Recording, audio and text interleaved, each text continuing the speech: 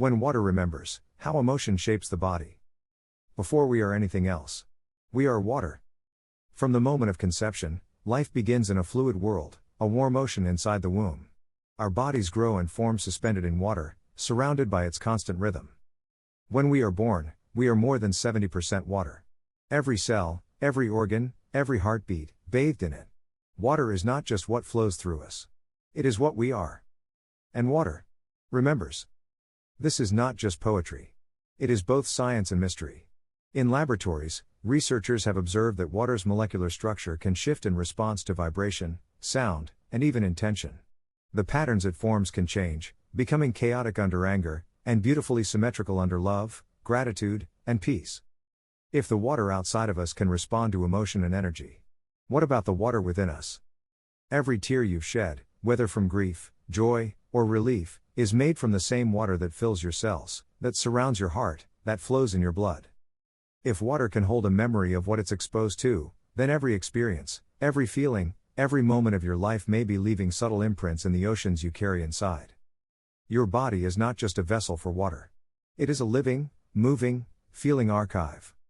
Think about what happens when you hear a song that reminds you of someone you've loved. It's not just your mind that reacts. Your chest warms, your eyes sting, your skin prickles. This is water responding. This is your inner ocean stirred by memory, by emotion, by resonance. Your body holds your story in the language of water. The ancient world knew this. Many cultures spoke of sacred rivers within the body, energy channels where life force flows. They understood that emotion, from the Latin immovere, meaning to move, is meant to move through us like water.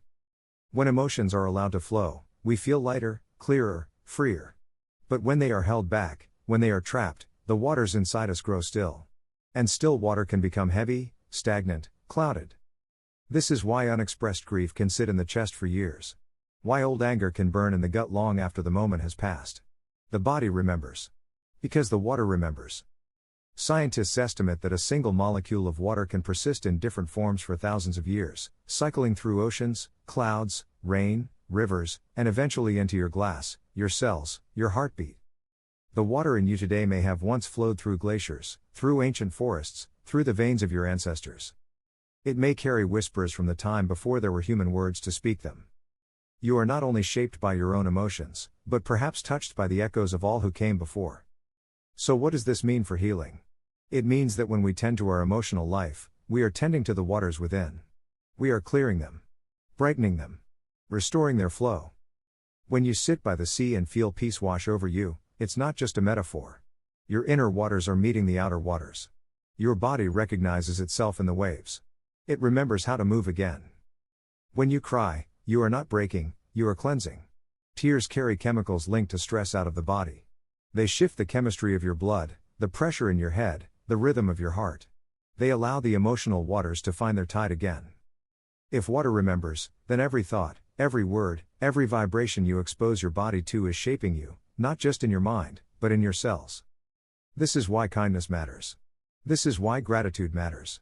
This is why speaking to yourself gently is not indulgence, it is maintenance. It is keeping your inner ocean clear. You are the caretaker of the waters you carry. We cannot stop painful emotions from arising, and we shouldn't. But we can allow them to flow, to pass through without becoming the water's permanent shape. Notice the moments you feel something strongly. Close your eyes. Feel it in your body. Where does the water move? Is it rising in your chest? Swelling in your throat? Pooling in your belly? Breathe into it. Give it space.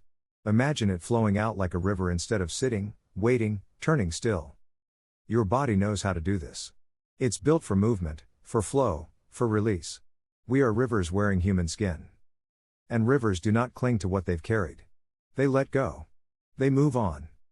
This is the way to keep your water clear, to feel what is true in the moment, and then let it pass, knowing that the ocean is big enough to hold it all. Think of yourself as a living spring. Everything you put into your life, the food you eat, the words you speak, the music you hear, the thoughts you repeat, is entering the water supply of your being. Choose what nourishes. Choose what clears. Choose what brings light. Your water will remember. And when your inner waters are clear, the body feels it. The mind feels it. The spirit feels it. Movement returns. Lightness returns. Joy has room to ripple through you again. This is not just self-care, it is soul care. Because when you tend to your water, you are tending to the life force that connects you to all living things. Remember, the water in you is the same water that falls as rain on mountains, that runs through rivers, that rests in clouds waiting to fall again. It is ancient. It is wise. It is patient. And it carries the memory of everything it has touched. You are part of that memory now.